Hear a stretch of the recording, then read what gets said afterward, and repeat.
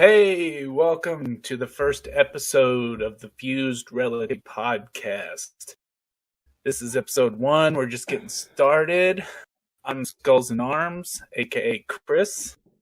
I'm D-Infinity-X, aka John. And I'm Kirk Buckout, aka Kirk Buckout. That's I haven't thought of a creative name yet like these two, but I'm working on it. You know what? Stick around to episode 4. Maybe I'll get up with the name by then. It's funny because I've had my name for... Actually, me and you, Chris, have both had ours for ever. Years and years. Yeah, one day I'll get into what mine actually means. Yes, you guys were named. That is correct. You were Chris and you were John. That's everybody had. Yeah, you're not wrong. That's. Well, hey Oh, go ahead. Hey Chris. everybody, we're gonna be doing this podcast. Kind of a little bit of everything here. Fuzed relativity, the whole world, time and space, all that kind of crap. Most are real into like the techie stuff, space, 3D printing. That's a huge one. Kind of just seeing where the world takes us. Hence the name Fuzed Relativity. Kind of the fusion of all reality in and of itself. So anything that happens in reality will be covered by this podcast. And I'm more of the knucklehead numbskull. So if you're a lay person, I'm going to be your guy to root for. Because I'm going to ask the questions that you're going to go, hey, how come it tastes funny? That's going to be like that all because it's a 3D printer and you shouldn't eat that. Oh, okay. And then you learn something. Yeah, exactly. Yeah, hopefully we'll be a little educational. If we have any helpful advice for you, we will surely give it. I don't know how much helpful advice we will have, but, we'll try our best. Before we get into Oh, that's unfortunate. But before we get into today's, or before we start, I just wanted to bring up the fact that if Chris sounds like he's echoing or it cuts out, it's because he would honestly be better if he unplugged his microphone and plugged it into his toaster. That's kind of messed up, man. But it's true. When you sent me the specs to your computer, seeing if it would work, I didn't realize it would be at the bottom of the CPU score list. Look, he's using a speak and spell, okay? It's a speak and spell is a fine computer from way back in the day. Or did you at least move to you moved away from your laptop or something a little more powerful? Hey, no, some technology is a slow burn. You really just got to embrace it for what it is. Like the VCR. Everybody still uses those, right? No.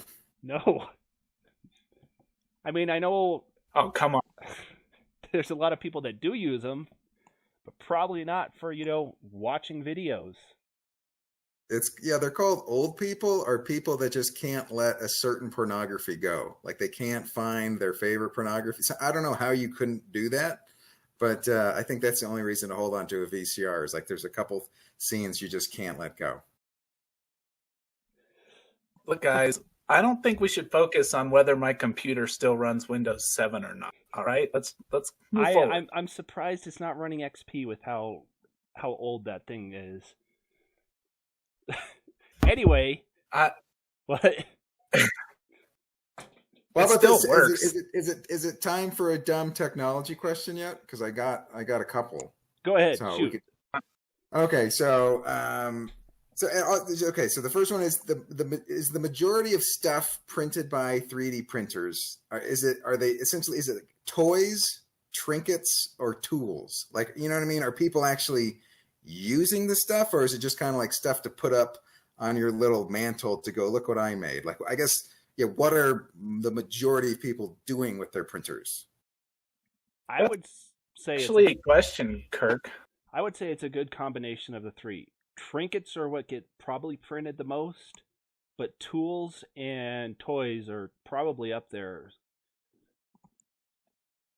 Let me put it this way. Staring right now at a full-size replica of a Mandalorian that was 3D printed. What it's used for, I'll let you be the judge. But it's both a trinket, a toy, and a tool all at the same time. Okay, so can you actually make stuff like, I don't know, something in your a plastic thing in your computer breaks or something? You can actually print something and replace it. Oh, that's not out of Like, the realm of is that possibility possible? whatsoever. I printed a just a ring to put over my oven. It had split just from heat, and or the knob, I should say. Sorry, the knob of my oven had split just from the heat and wouldn't stay on the metal part of the oven. So I printed a plastic ring to put over it to reinforce it to put back on the oven. Okay, how about I had it was a fake plastic dog turd. Remember those? I had that, and then I lost mine. So 3D printer, could you make fake dog turd? Yes. You could. Um, I don't know why you would, but you could. Okay, and so do you make your own model? Like you have to draw it, or is there like a place you can kind of go download a template to go, okay, I want, or do you have to design your own stuff? Just There's both, Kirk. There's some very good websites where a lot of smart people put designs for different things up so that you can just click, download, and print whatever fancies, your pickle. But also, there's lots of programs you can use to design your own models in case you are so inclined. give me a Okay. second. And All right. I'll give you a good example of that if I can find it. Just to that point, Kirk, I did want to give you an example of the other day. I had an electric griddle frying pan thing that's Mhm. probably 30. It's probably 30 years old, and the foot broke on it. Just the plastic foot just finally broke. And so I found a file on the internet that was close enough, 3D printed it, and it fit in perfect on the griddle, and everything is peachy. All right. Now, have you ever thought about now cleaning it? Because it's been 30 years, and that That would is be not an just, option. no, all right. Just food for It's thought. So the 3D printer, it cannot make a clean griddle, is what you're saying. You just can't go, okay. You actually have to clean it, but that's not going to happen.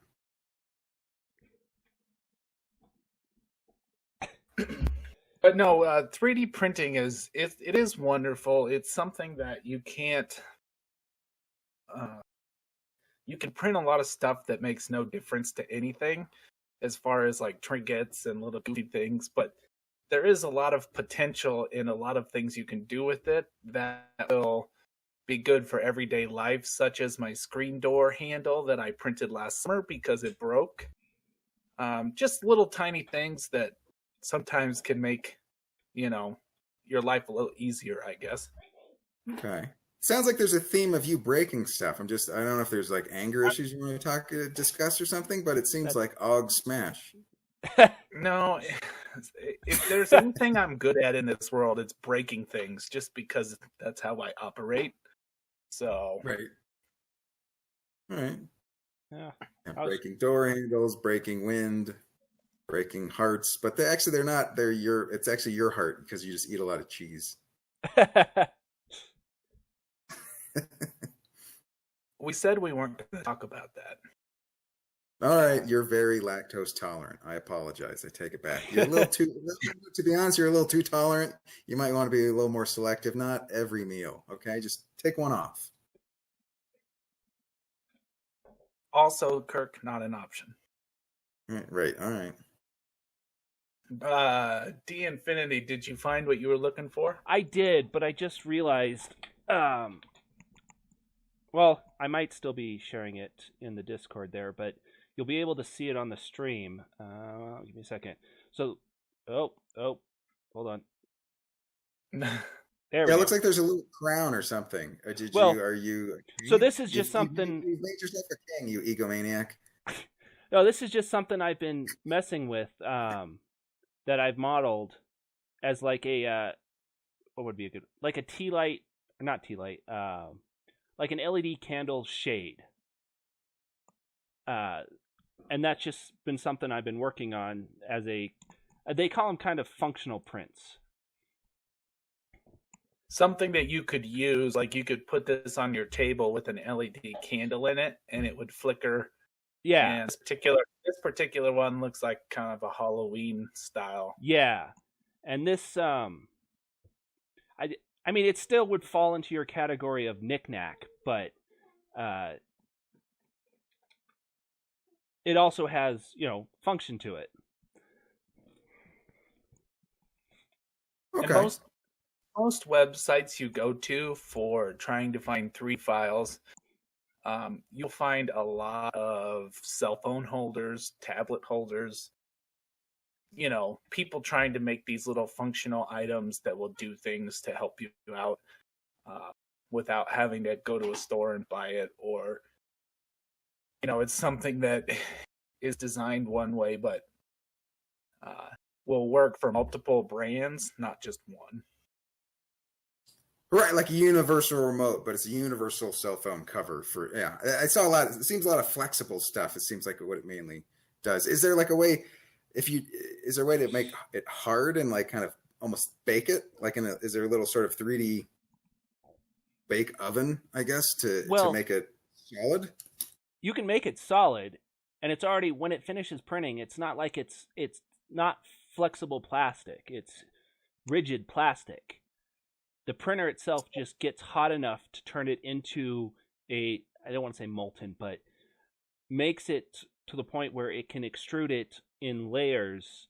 And then when it cools, it is, I wouldn't say it's obviously as strong as, if it was like an injection He-Man? molded plastic. Is it as strong as He-Man? No. The story I was going to go with this, so I don't know if Chris has seen or printed these, but they had these telescoping lightsabers that you could 3D print. And I thought, well, I've got 2 kids. That would be fun to print and mess around with, like, those ones we had growing up. At the time, I had a 4K monitor for my main computer. And this was just before Thanksgiving. Actually, it was right after Thanksgiving. It was Black Friday.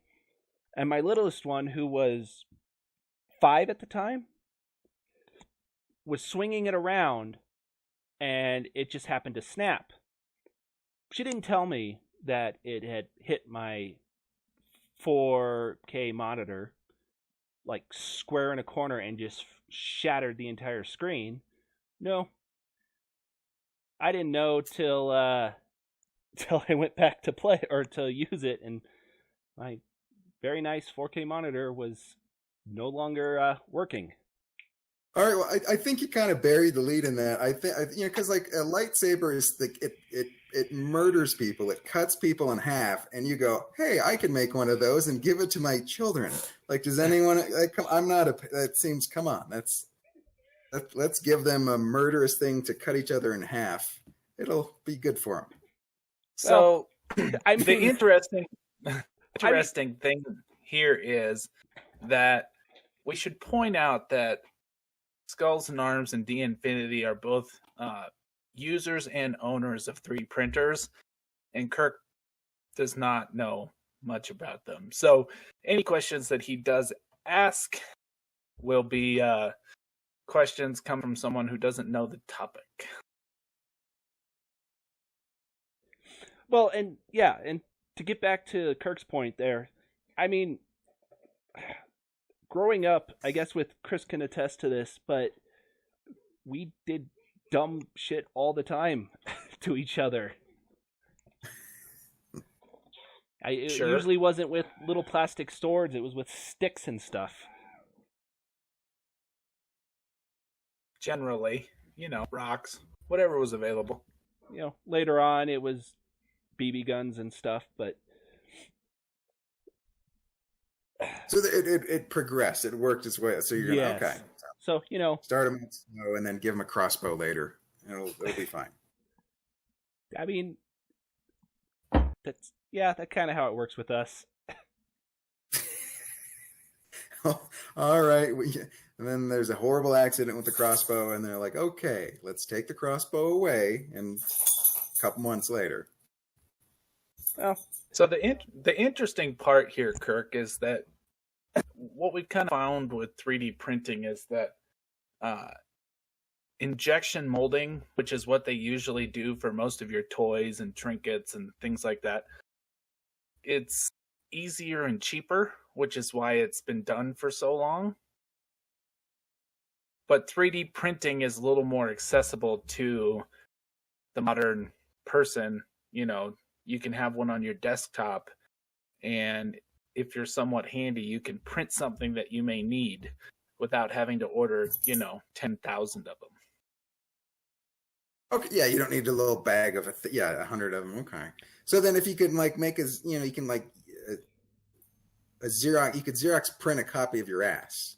Can you Xerox a 3D copy of your ass? Could you do that? Theoretically, not exactly Xerox. Another hobby I get into, or am getting into, is I'm gonna butcher this name horribly. It's photogeometry. But you take a lot of pictures of a certain thing in a specific way, and then you can recreate it into a 3D model. So that would work. That's kind of what they're coming out with 3D scanners now, to where you can use a 3D scanner to scan all sides of an object and get a 3D model made from that scanner. The problem is it's a fairly new technology and it's expensive, but I suppose if you wanted to use a 3D scanner on your ass, you totally could. Okay, so it would be like at the last time I was at the dentist, like they had me sit in this thing and like a camera spun all the way around me, and like it made like a model of my whole head or teeth or whatever. So it'd be something like that, but the average person doesn't have that because it's too expensive. Yeah, and that's pretty usually much X-ray more so than anything else. Okay, I don't need to X-ray my ass. I could skip that. Yeah, no, that wouldn't work so well. Teeth work great for scanning. The whole world is better off that you don't do that, Kirk. Yeah, I'm not expecting to find anything. It's fine. So to kind of get back, or to answer another point about your thing, another thing 3D printing is great for is fast rendition of. I'm completely blanking on the word, but prototyping. So you can prototype with a 3D printer, print out what you want it to look like in very quick succession, making fine tunements to it so that you're not trying to, you don't have to go through the extra steps of sending off the file to get injection molded or anything and then getting it back and doing that. It can speed up the process of just prototyping and getting certain things made, even in metal, because you can print it in plastic and then have it cast in metal to be way more durable than obviously plastic would be. Also, there are, like he kind of just said, there's different types of filaments that you can use when you're 3D printing. They have hard plastic. Now they have flexible plastic that bends. They have carbon fiber, wood, resin, metal, resin. There's all these different avenues that you can go through now that will eventually give people the ability to kind of do whatever they want. Now, the technology hasn't really gotten there yet as far as making it the average consumer, but it's moving very quickly, and it has progressed a lot in the last 3 to 5 years. Well, and to speak to that, one of the newer things that I've found out about recently was you can actually 3D print in ceramic. Well, you can 3D print with clay without too much trouble. That's one of the projects I want to try and do too. I have an old Delta printer that I bought really cheap that I want to turn into a clay printer. But with resin, they infuse this resin with ceramic. And I think it's heavily shifted in the ceramic. I could be wrong. And then you 3D print it with a resin printer and get your object, then you kiln fire it to a specific degree or a specific temperature to burn out all the resin, and what you're left with is a fully ceramic piece, which can be way more intricate than if you were to try and do it the traditional way of working with ceramic. So it can just get just a lot more detail, a lot more precision with the 3D printer. Yeah, and just general, I guess detail, and making things that you wouldn't or you could physically mold with clay or pottery. Well, I guess clay. I was about to say clottery. That's not a word. But yeah, with the printer, it can print those intricate designs that would take a regular person a long time to put into the object, and then you just fire it, and all of a sudden you have this very intricate pottery piece that would have taken way more time to do if you had tried to do it manually.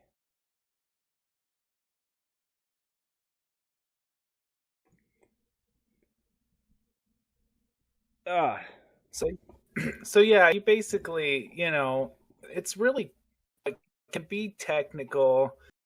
Sometimes it's fairly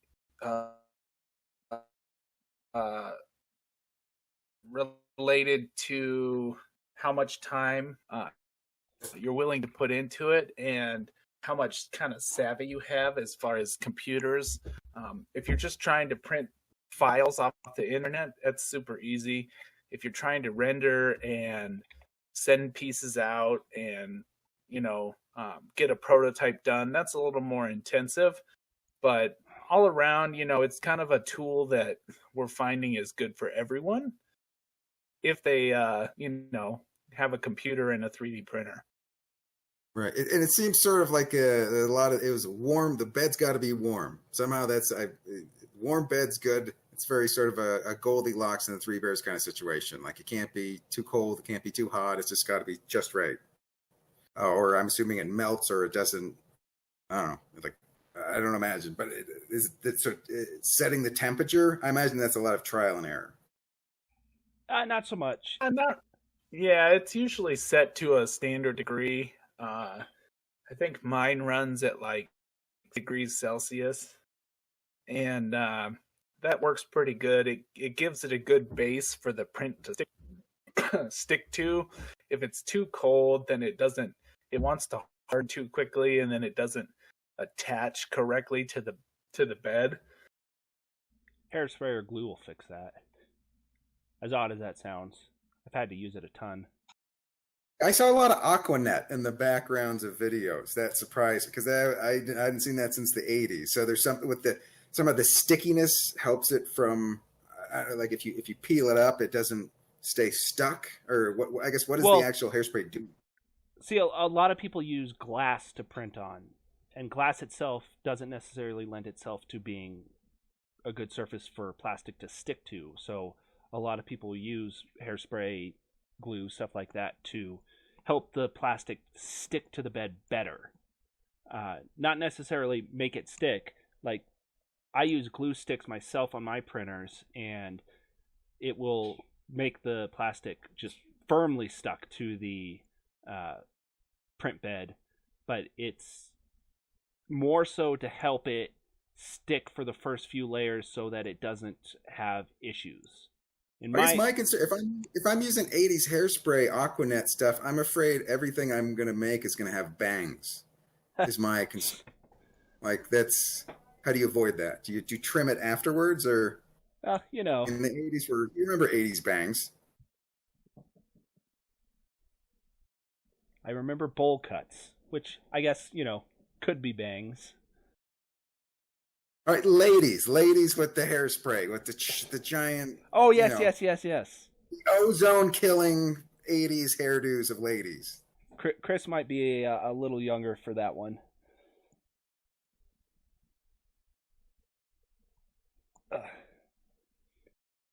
But yeah, no, it doesn't. What's a good way to put this? Yeah, it just kind of helps the process. 'Cause there's a lot of printers. Like my main printer I use is a Prusa Mark IIs, and it's designed that I shouldn't need this stuff. But the bed itself, although it works great, it still has issues when it comes to certain things sticking. And it could just be tweaks that I have to do. But I found that just that little bit of extra tackiness on the plate itself helps prevent the problems from coming up later down the line. Because almost all of my failed prints have been because of the first layer screwing up. I don't know about Chris, because I know he has, what is it? It's not Anycubic. He has an Anycubic printer. We may have lost him. He's not even going to respond to that. He's so offended. I guess so. Yeah, no, and every printer's different. That's the biggest thing is every printer has its own set way of or its own finickiness that it will try and work at. There's a lot that are better at, and there's a lot that need a lot of fine-tuning and little adjustments and stuff like that. Because right now I have two printers. Well, I have one. My daughter has one. Sorry, I should have said three, because my wife has a printer too. But hers is a resin printer. I've got the Prusa, and then my daughter's got a. It's one of the more popular, especially for the entry level. It's an Ender 3 Pro, and it's honestly surprising how far or how cheap it has gotten to get into 3D printing as of late. Well, it's been around for what, 10 years ish. I think that's the first time I heard about it. And you'd see those slow, building something that took forever. But it's just like everything else, just that the technology is just getting better and better and better, and just lowering the price for everybody. Well, it wasn't so much that, and I could be entirely wrong, but I think I have most of this story or how it happened correct. But when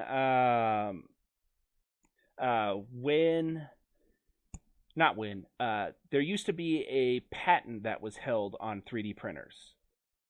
I don't know the company, I don't know the exact specifics about it, but it wasn't until that patent expired that 3D printing was able to take off into the consumer market. And that was one of the biggest things was no one was able to, because there was 3D printers before it, but they were usually home built. They didn't have just a massive community behind it to help iron out the kinks and everything and get things working 100%. So it's been fairly recent that 3D printers were even able to be commercially sold, if I'm not mistaken.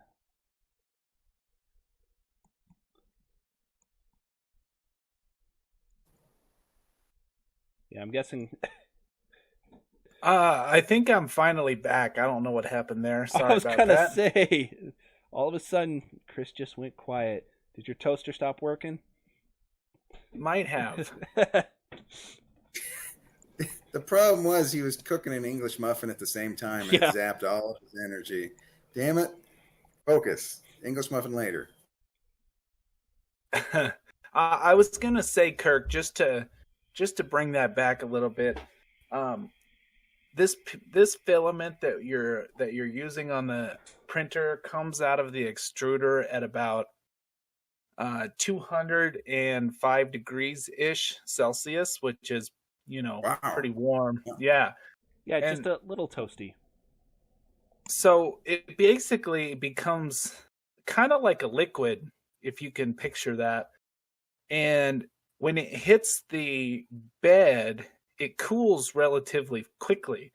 And so if it's not sticking very well to the bed, it will actually warp and start to kind of pull away, and that's why you need it to be fairly sticky. Okay, so I'm picturing it's like it starts to run, or it doesn't stick where it's supposed to stay in the mold, and it starts to kind of ooze out and not be what it's supposed to be. Not really. It's not really oozing. It's just not, because it cools almost instantly, but it basically hardens, but it doesn't stick. And since you're putting layer on layer on layer, if the first one doesn't stick to the print, then the second one doesn't. It kind of gets goofy, and it won't put it exactly on top, and then it just starts to clog up your. Yeah, once that starts to happen, everything gets out of control, and then you might as well just stop your print because it's not going to work. Yeah, okay. It's if the first layer is bad, that makes right. Is that so? First layer bad, then just throw it all. It's not going to get better. It's not necessarily. It depends on how it goes bad, but a good way to picture this is okay. I had an analogy and then I lost it, but as it's going down, like Chris said, you're getting the plastic to the point where it's soft enough to be pushed through the extruder, but almost to the point where it can harden almost like that. So there's fans and stuff on the extruder itself that help cool it, but when you're putting down that layer, and especially the biggest thing I've noticed is when it makes turns. So if you were to draw a line and turn around without ever lifting up your pen, where that turn happens is where the plastic starts cooling and bending back on itself, and that's where you end up with issues. When you guys say extruder, is it hard not to think of strudel? Because that's where my mind goes. No, I can't say I've associated an extruder with an strudel before. Well, Chris, on the other hand, I'm guessing we've lost him again. I think I'm back. I don't know. Sorry, guys. This is the first episode. We're still trying to iron out some of these difficulties here. Like the fact you've got a computer from... I honestly think, I was thinking about this, and I honestly think some of the high-end computers in like 95 could run better than yours. So your email is still AOL.com, so that's a sign right there, Chris. You might need to update. All right, okay, I'll look at it. And this is coming from me, the technology dummy. And I think we may have to switch roles now. I had no idea. Well, I would say Chris definitely doesn't have quite the experience with computers. Computers really isn't my strong suit. I'm good at a lot of things, but computers I've just never really. If I can plug it in and it works, and occasionally takes me where I want to go, I'm okay with it. Okay. Well, it's funny. Yeah, because, you're not a people person, so now you're not a computer. You're kind of running out of options here, Chris, really. I mean, computers are taking over, and you don't, you're not buddies with them. It's just going to be you and the family, and that's about it. Oh. I figured out how... I figured out how to use a 3D printer, so I think I'm doing okay. Yeah. All right, that's true. Yeah. Oh. I had a George Foreman grill for a while too, and that did me some good. I will have to say he did manage to stream from his Xbox last night, so that was a big first for him. Yes, and just it's all about the baby steps. Just to kind of plug myself a little bit, guys. Anybody listening? I will be doing a live stream after the show from my Xbox, and it should be better than the first one, but still maybe not that good. But if you do want to come over and check if you do want to come check it out, I do like to play bad video games while drinking, so just in case you want to come check it out. Well, what video game is like? Do you have it picked out already? What you're going to play? Yeah, right now I'm on Destiny 2, and it's a fast-paced alien shooter, which doesn't go well for me generally. I like to say the only thing that gets killed faster than me in Destiny is my beer. I was gonna say, yeah, out of everyone, I'm surprised you're the one that stuck around with first-person shooters so long. Because, I mean, I was always okay at them, but Hey, have you seen my computer? well, yeah. Well, no, I'm just saying in general, because as much as I used to like them, I just realized that most 10-year-olds are better at those games than I am, and sometimes you just have to admit it and decide to Oh yeah, That's the hand-eye hey, coordination. They're just too quick. decide to just play that's Minecraft.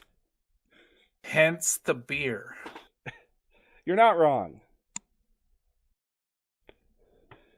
I've never seen your computer, but I'm just now picturing it like it's a big. It's like powered by steam, is what I'm picturing. It's got a big, like that kind of situation. Like it shouldn't be gas powered. You might need to plug it in. Well, I'll work on it, Kirk. You guys are giving me a complex about my computer. Well, you do know how much my computer cost me, right? I think I'm. Hey, let's not talk about price. It's not about price. Mine right now is sitting at, since I built it in 2013, I've put probably close to $3,000 into it. Mostly because my motherboard fried a couple months back. And I always found been- this one on always the side of the motherboard. road. I could tell. So, win-win for me. It's free, and we're streaming on a podcast as we speak. So, Well, I think I'm doing okay. You've cut out twice, and you seem to have the hardest time with talking, or with it going through Discord. Just saying. Shut your mouth. So, now that we're our rough plan before we started the stream was to talk about SpaceX first, and instead we went on a wild tangent of 3D printing, which was fine. It actually worked out, I thought, quite well. Yeah, anybody who is listening to this podcast, I have a feeling that we will come into this with a very solid plan and stick to it about 1% and ramble about. If that. This is going to be a fun one, so anybody listening should at least get a pretty good ride. That's all I'm saying. And it's only going to go. It's a conversation. It could go anywhere. Yeah. It's free form. And it's only going to get better the more we do it. Because this is the first time in. Oh, kid just crashed. Nope. Just her headphones. So this is the first time since I want to say I stopped doing videos on YouTube in 2013 that I've messed with anything like this. That's because they outlawed nudes. Well, and in fairness, I was going into a market that was already heavily saturated, and well, I sound like me, so that doesn't help anything. And Chris was there's lots of porn sites out there. Just saying. Chris was talking or telling me earlier he went through to listen. You were listening to the stream back that you did last night, and it is really hard listening to yourself talk for any length of time. I don't want to listen to myself. Your own voice sounds terrible to you. And it is quintessential nails on a chalkboard. Yeah, and the thing that I just didn't. I'm not a very motivated person. I mean, it's hard to see, and I don't know. I'll have to wait and look at it back. But the little black hole animation I've got going on is actually spinning. I probably slowed it down a little bit too much to Yeah, you can kind of tell, or at least I hope. With my computer, it's about halfway loaded, so I'll let you know here in a little bit. His computer's still trying to connect to dial-up, so it's Yeah. trying real hard. It got through, and yeah. Oh, is that what that noise is? Yeah, you got knocked off. You got knocked off by a phone call from 1992. So that was a while ago. That's one noise I do not miss whatsoever. Oh, that screech. Yeah. Yeah, because yeah. I mean, me and Chris, I mean, we're close enough in age that we grew up right as the internet was kind of exploding. And luckily enough, we had access to it. Well, kind of had access to it. I know.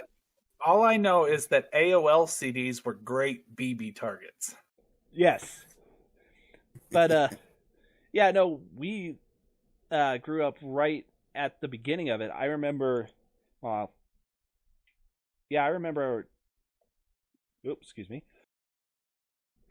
doing internet related stuff in, like, I want to say 5th grade, but I might be wrong. I think that was like very early internet. Yeah, because I was playing the Oregon Trail back then, so. Well, yeah. Classic game, Oregon Trail. I died of dysentery a lot. You know, I actually have the handheld version of that. I need to find it. I do too. Chris, when don't you have dysentery, Chris? Can we just start there? That would be an easier conversation to have. That's not the point, Kirk. I'm saying in the game, I died of it a lot. In the game. Okay, I got it. Oh, yeah, so... But... Seems like dysentery, you'd have to, like, people, like, while you were, like, having horrible diarrhea, people would be, like, dissing you the whole time. That's what I'm picturing. Like, oh, man, that guy has loose stool. That was not a good one, but something like that, you know? Like, I do like how I brought up SpaceX, and then when we immediately got back onto dial-up. Let's talk about SpaceX, because SpaceX is interesting. They're doing Starlink, which is bringing in the future of satellite internet for the whole world, basically, is the plan. It's kind of interesting. Well, it should be pretty cool. Yes, Starlink is interesting, but well, I mean, it would be nice to have I don't have cap data, but Starlink isn't. I don't think Starlink is the biggest focus. I'm super interested in the Starship, because the Starship is essentially, you know, what's going to take us farther and beyond actual Earth. Starship is interesting. It was just in the news. It actually launched and landed, then exploded. Well, you say launch. How long between? Like, how long did it land? In, like, was it like a minute or like? No, it was. I watched the video, but I couldn't tell. It was about, what'd they say, 6 to 8 minutes. I don't remember. Okay, well, that's enough. That's enough to get out of the spaceship. Well, just, you know, move your ass. This is people. This is the thing that I've been. Oops, sorry about that. Hold on, just a second, Chris. Take over. Yeah, so we've been looking at this.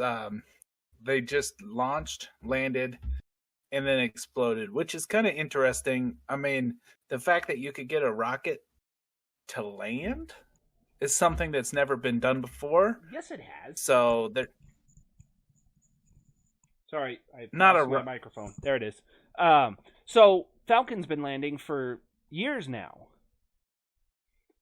Starship isn't. Okay, well, maybe I'm confused. Answer this question for me: Is the Starship a payload launch for, like, satellites, or is this a crewed, like a mission? You know, a spaceship that would take a crew up into space. Both. So I don't know how familiar you both are with Falcon 9. So Falcon 9 is what SpaceX is currently using to do its crewed and satellite missions. It is. I'm going to look this up so I don't sound completely wrong. But the Falcon 9 is. I'm trying to think of the size. So 12 feet in diameter. So yeah, it was 3 meters across, and it's, although massive and tall, it still doesn't have. Even with the crew, I think it can take a max of 7 people into space. So when they did Starship is 9 meters across, or 9 meters in diameter, not diameter, or maybe it is diameter, which is what, 27 feet. Correct.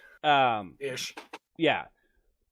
When it was first announced, Starship was planned to take 100 people into orbit. That was the goal, was to get 100 people into Starship to get it into orbit. They've scaled that back massively, and I think it's can crew 20 now, somewhere around there. Yeah, 100. That seems ridiculous. I mean, let's scale it down a bit. Yeah, I can't even believe they started that high. Because Starship is designed to go to Mars. Not necessarily designed just to go to Mars, but that was a big focus of it. Is yes, you could. That's Elon Musk's thing. Like, he wants to go to Mars, right? Yes, and you can go to Mars theoretically. There's nothing stopping us from going to Mars right now with the technology we currently have. Getting to Mars. There's no toll roads. Are you sure? Well, getting to Mars is easy. It's getting back that's the not easy part. Because if you, let's say you take something like the Apollo lander, something everyone's familiar with, if you put enough behind it, or enough rocket behind it, it could get to Mars. It would never get back, but it could get to Mars. Right. You're limited by the amount of fuel that you can carry. And without being able to refuel, you'd never be able to launch again and get back here.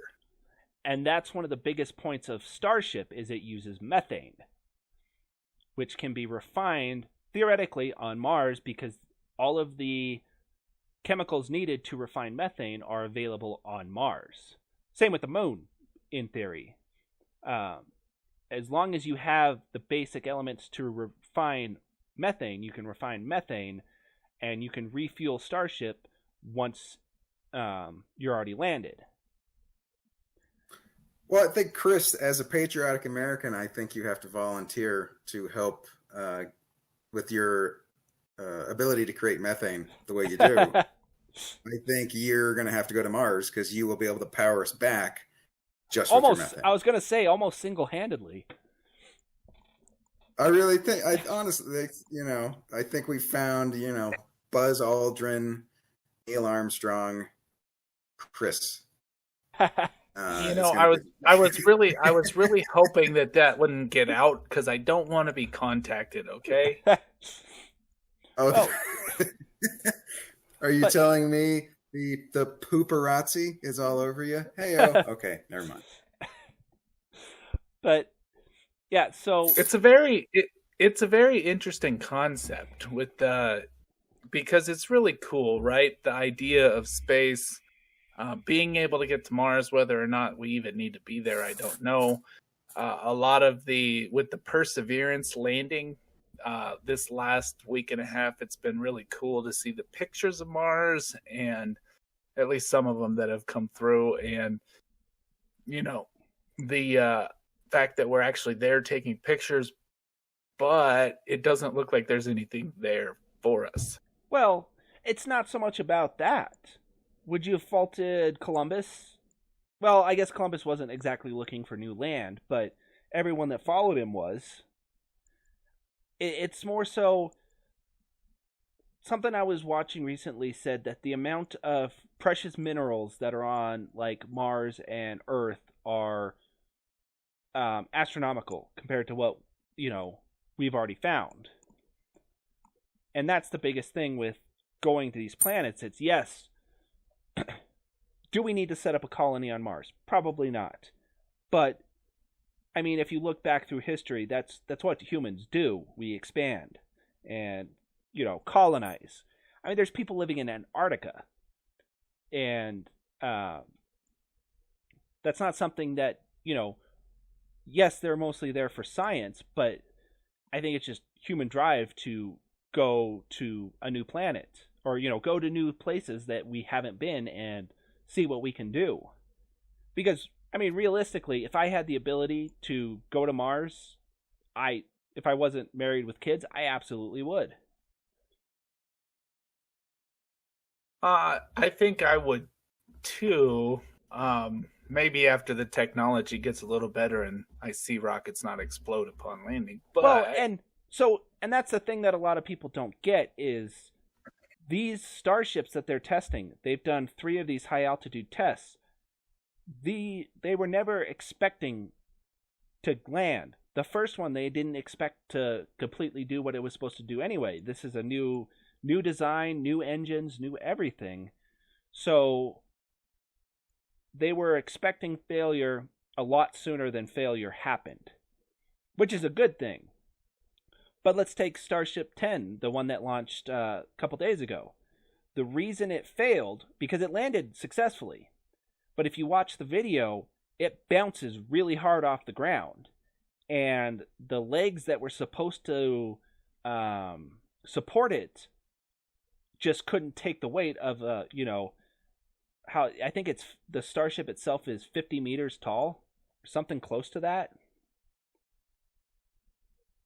It's pretty big. Yeah, and I mean it's essentially a skyscraper. And they're trying to land what is essentially a skyscraper on Earth after it's flown in the air.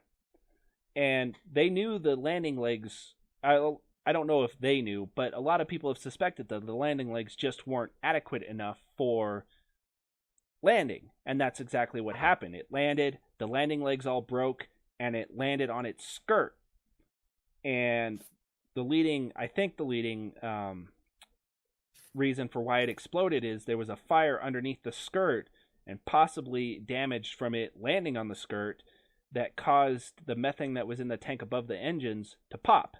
Because it blows up right underneath, right at the very bottom of the tank of methane. And the fire... Well, that's one of the problems, right, is the fact that methane is a fairly flammable gas. Well, so is oxygen. But... Well, yes, but, comparatively, it's, you have to make sure that that's under control. Otherwise, you're going to have a lot of explosion. Well, I mean, that's the thing with rockets, though. It's, it's an explosion with an engine. Those solid rocket boosters that the shuttle used, those were essentially fireworks strapped to the side. You turned them on, you couldn't turn them off until they burnt themselves out. Well, and that's why, we've been using the Russian Soyuz capsule for so long because it's fairly stable and we can kind of predict what it's going to do. Well, yes, you're not wrong, but it's also because the shuttle retired. Funding and all that stuff definitely played a part. Money is a huge thing. Well, and the shuttle, as much as I love the shuttle, it really wasn't a very practical ship to use in space. It was designed for missions that I don't think it ever actually did, and that was what partially led to the downfall. Is it was expensive to replace because every time it came back, they had to replace every single tile underneath the belly of the ship, which costs a lot because those weren't cheap tiles to replace. And then you had all of the I'm blanking on the name, the one that happened over Texas. It wasn't Challenger, it was Saturn? No. The shuttle that broke up over Texas. I'm blanking on the name. I know which one you're talking about. Yeah, I can't think of it. Kirk, any ideas? The only thing that popped in my head was Explorer, but I don't think that's right. I know that the rover Columbia. was named It was Columbia. Okay, Columbia. Yeah, I was like, But I mean, that was part of the problem. Is you have shuttles are big and they did what they needed to do well, which was get large parts up to the ISS. But because you can't exactly fit whole habitation modules in a little Soyuz or anything like that. It's just too small. And that's where the shuttle really shone through, was it was able to take that stuff. And that's the same thing that's going to be with the Starship. I think the Starship, volume-wise, is going to have a much higher carrier capacity than the shuttle. And I could be entirely wrong on that, but I think it has a bigger cargo capacity than the shuttle. And it will be able to take... I know the Falcon Heavy is taking some of the lunar gateway to the moon. But the Starship... Oh, go ahead. I was just going to say the cool part about it is once we start to maybe establish places, like if we get a base on the moon or, like a habitat on Mars, that only leads to further space exploration that we can't really do right now. I mean, we can theorize and say that, oh yeah, we can see it with the telescope, but for the most part, until we actually have the ability to go check out a theoretical, exoplanet that has the possibilities on it, and that in and of itself is going to be the easiest way to put this, especially for, well, it's just in general terms, is we're not leaving the solar system without something like a warp drive from Star Trek. Which essentially, from what I can tell, would turn you into jelly, and you would essentially because they theoretically, or they've said it is theoretically possible to do what, or to make a warp field that could get you to other places. That's something that is theoretically possible right now. Are we able to make it? Absolutely not. I think instead of the focus being exoplanets outside of our solar system, which, I mean, realistically, we're never going to see in our lifetime anything from there unless, we get visited by someone that has the technology far greater than our own. The interesting places are going to be moons in our solar system, like the ones around Saturn and Jupiter. The one around Saturn, like Titan and are stuff you like that. Speaking towards like your Titan and Europa? Yeah. The ones that we know have potential physical or liquid water on them. At least in ice form, anyway. Well, which one is there? Is it Europa that has potential liquid water? I think Europa is ice. Yeah, I think you might be right. I know. Yeah, see, and that's the problem, is they've been finding new ways to detect water. Like, they've recently discovered water on Venus. Not water. Potential life on Venus. That's it. That's living in Venus's hypothetical habitable zone. And this is, and I'm not going to remember most of this because this was months ago that I read about it, but they were able to detect a certain element that is found on Earth but produced by organic organisms. That's not exactly by organisms. And they found it in significant quantities in Venus's atmosphere. Okay, before we continue, I have to ask one question. Kirk, are you completely lost? I'm following a bit, but you guys were talking we don't have the technology yet. And at the beginning, we're talking about how the Mars rover found nothing. What about this theory? How about all of the Martians left before we got there to avoid gentrification because they just couldn't stand us setting up a Chipotle, and then they just took off. So throwing that out there. Well, and see, that's the thing I think is the most interesting about Mars is if the models are correct, it had atmosphere and potentially was more habitable than Earth was or is back before its core stopped.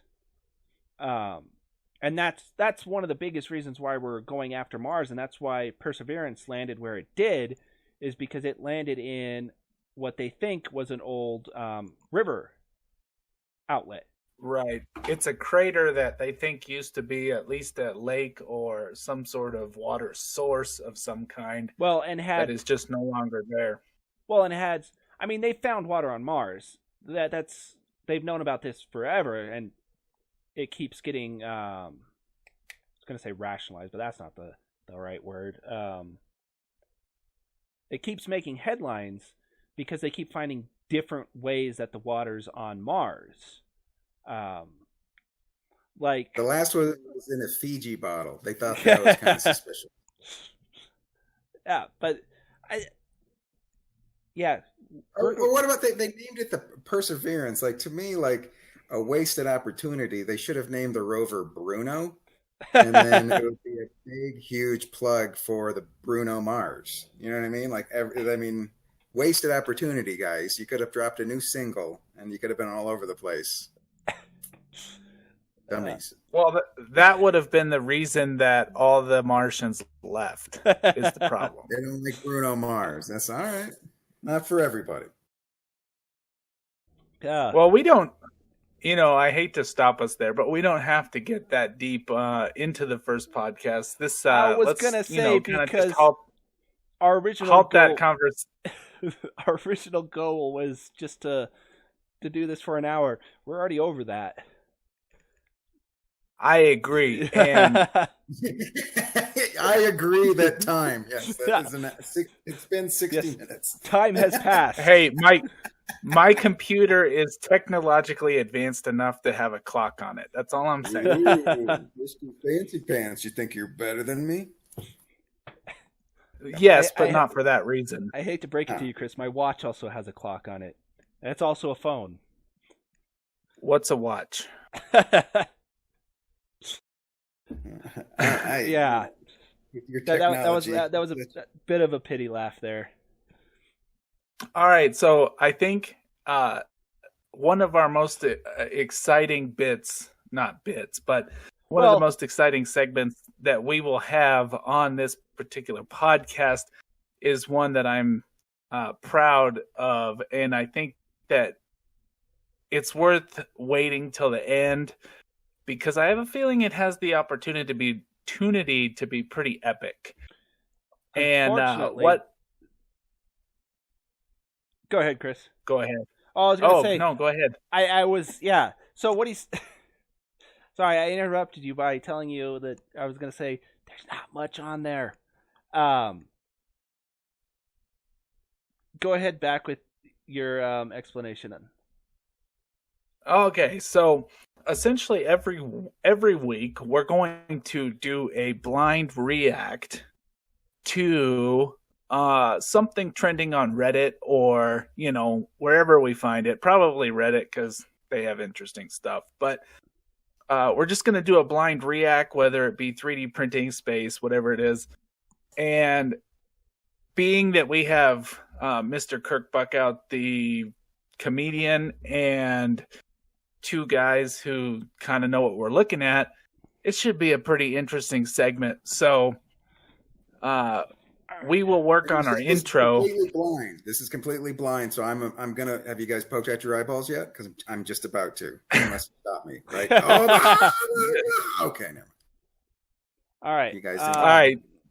So we're gonna put some stuff up on the screen. It should be a little bit interesting, a little fun, a little silly. Don't expect too much, but join us for the ride. There wasn't a whole lot this week, and I'm just looking at the images. In I'll have to remind myself. When I post this to YouTube at the very end, I'll put a link to all 3 of these posts on the YouTube channel when I do post this, which we haven't talked about. But were you thinking Monday, Chris? Whatever's clever. I know you've got a little bit of a schedule, so whichever, Monday's fine. I have to hit 3 buttons to upload this to YouTube. I think I can handle that.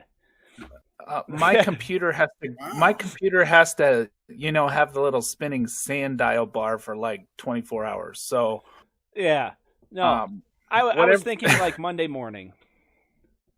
No, Monday morning's perfect. All right, so here comes the first one. I found 3 things that were moderately interesting that are relevant to what we were talking about today from the 3D printing subreddit. Here is the first one. Without further ado, we have Reddit React. Yeah, that. Reddit No, don't. Are we supposed to be able to see it? I'm not Discord. seeing anything. Right. Oh, yep. Hold on. Remember, this is our first episode, guys. And I just pulled up, Discord. Can you see anything on Discord, Kirk? No, nothing's popped up. Am I? Hold on. I see what looks to be a duck. No, it's some sort of wood print. Yes, it looks like. And I think it's a stock. Watch. It looks stream? like. Is that what I'm supposed to do? Yeah. Click that. Click watch stream, Kirk. Okay.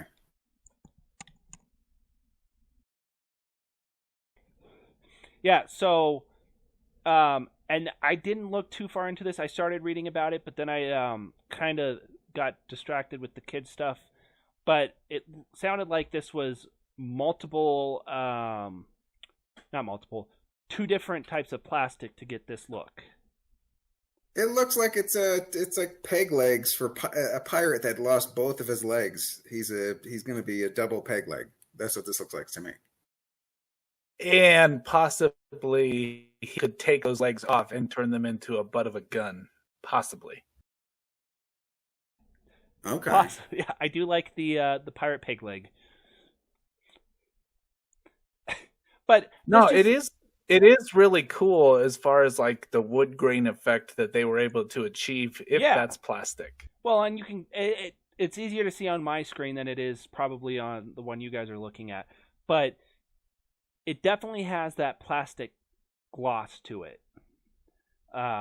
Yeah, you can certainly see like the glossiness, the reflection, but it does have a very cool wood grain to it. So the fact that someone put that time and effort in to make that, it's pretty cool.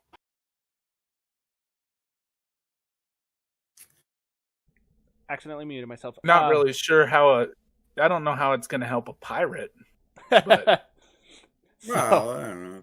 Ready for number 2. This one may be a little harder to see. I might have to... Oh. Okay. This kind of ties into what we were talking about last week. Oh, 3D printed guitar. Those things are so cool. I'm really working on trying to put one together. Yeah, because, well, I say last week like we recorded anything. I recorded myself talking to people that might have been there. But yes, we didn't talk last week. Yeah. So we were talking about we were talking about 3D printed guitars, and this is a perfect example. So as Kirk was asking, you're printing the body, which for an electric guitar adds some of the sound that you do get out of the guitar, but it's not. And Chris can explain this better than me because I haven't touched a guitar in years. But I'm an avid guitar player, as is Kirk, and you do get a little resonation from the body, but a lot of your sound comes from your pickups, which are the pieces in the middle that the strings sit over. That's what really brings in your sound and puts it into your amplifier. So the design really doesn't play as much part. I mean, it really, in the old school guitar it does, but in this scenario, I imagine it sounds just fine. Probably pretty good with the pickups that they have used, and they are using a pre-manufactured neck, so they're getting their sound quality from there as well. Well, and like I said, you're gonna potentially lose some of the wood feel, but that's not necessarily a bad thing. If it was an acoustic guitar, I think it would be a bigger thing. But it's an electric with the pickups. To be honest, yeah, the body isn't going to make that much of a difference. No, I mean, if it's semi-hollow or like that. But I think with this one, yeah, it's all you're getting that sound from the pickups, and the body is just sort of decoration. It looks like. Well, I really want to eat some like honeycomb cereal looking at that, but I want to like rub. I want to wipe my snow-covered boots on it. Is what I want to do. It looks like it looks like a mat. And it's hard to tell, but it looks like it's in about 4 or 5 pieces. So your printer could probably do that, Chris. Yes, I am. I have been working on that model on my printer for about 3 weeks, and the problem is I just haven't found a design that I'm okay with, and I'm not technically sound enough, or do I have a good enough computer to make a model for it? Okay, so Gotcha. When you do make it, just don't break that one and light it on fire, okay? Because it's way too much work. All right. And then for the last one, this kind of ties into how we were talking about functional stuff. And I have to resize this. It can make toilet paper? Oh my god, this is amazing. Nope, turned it off. Sorry. That would be the worst toilet paper in the world. No, that would be worse than one. You know what? To be like, I think if once you get like over the age of 30, you're like, Scott, toilet paper is not for my bum. I think more of a butthole than to do that to it. But this is a good example of a functional print because you have, yes, you can stack towels up, or you could do it in a more decorative, uniform way. I don't. Yes, okay. This is. I would put this in the obsessive compulsive category. Can I say that? These are. Everybody else is like, my towels, they dry me and everything, but they're just not circular and standing up. I got to fix this. Well, and it reminds me of an old napkin ring that you would get on a napkin at a fancy restaurant, and those weren't really places I frequented, so it just kind of makes me feel out of place. I think this.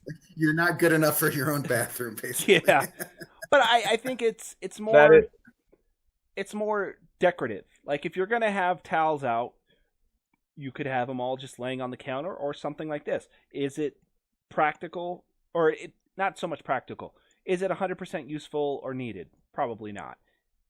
Is it aesthetic? I guess to the right person. Like, I wouldn't have any place to put this myself. I feel like it's a cool idea. It's a good conversation piece. Yeah. So when someone, runs out of TP and uses the towel, they can be like, hey, that's a really cool towel holder, by the way. But no, it's really cool. It has a good look to it, and it is functional. It's just not going to be for everybody. Yeah. All right, Chris, I'm not letting you use my bathroom next time you come over. Just put P.S. Mister can't tell the difference between toilet paper and towel. So yeah, you already banned me once. I'm not hurt. You know what you did, and rightfully so. And you know what? I had to apologize to my toilet for having to put up with that. And with that, ladies and gentlemen, that's your logo you're talking about, right? Okay, there it is. Yeah, that's a black hole. I cut you off. I'm sorry. You were doing a dismount, so I'll let you do that. Oh no. Yeah, if this is the first time you've seen it. I was under the impression that you were looking at it from the start. But yeah, no, this is the animation I worked on last weekend. Yeah, it was right after we finished talking. I started working on this, and this is the outcome of my computer processing it all week. Very subtle, because I'm assuming it's hard to see on your computer. It's not spinning. But yeah, it's when you look at it actually on the computer or on my computer, it's spinning slow enough. I didn't want it spinning super fast, so I spun it slow enough that it kind of looks more natural. Nice. Well, with that, ladies and gentlemen, I do believe that concludes our first episode. A lot of fun. We will look forward to getting a little better, but I think the first episode went pretty darn well. Everybody made it. Everybody survived. Nobody was Me Too'd. I think it was overall a success. Nothing happened. Yep. And my computer made it through the whole stream. So surprisingly, thank goodness. Yeah. Just be sure to rest your mules and give them some oats because they're exhausted lugging that thing around now. And Chris, you are going to do some Destiny after this? Yeah, Skulls and Arms. Go ahead and jump across and come over to the Xbox if you want, or just watch on Twitch. Should be a lot of fun. So the stream will go down until Chris gets all of his stuff ready to go. So what do you think? Probably 20, 30 minutes at the most? Or you're thinking that quick? Yeah, 5-10 minutes. All I got to do is fill up my mug and get this blue light special going, and we'll have her up and running and get ready for some bad video gaming. All right. I will probably be moderating around in the chat there for a bit, so I'll be there. All right, Kirk, always a pleasure. We look forward to hearing you next week. D-Infinity X. Fun times. And good luck video gaming. You can just say John. I'm not... But I like saying your name. Well... Yeah, wait to... John? Way to make it creepy. Always a pleasure. Hey, you want to talk crap? I'm just going to say it. Kirk, John, that concludes our first episode. Yep. Everybody, we only went over by about 15, 20 minutes. See you on the stream, guys. All right. See you next week.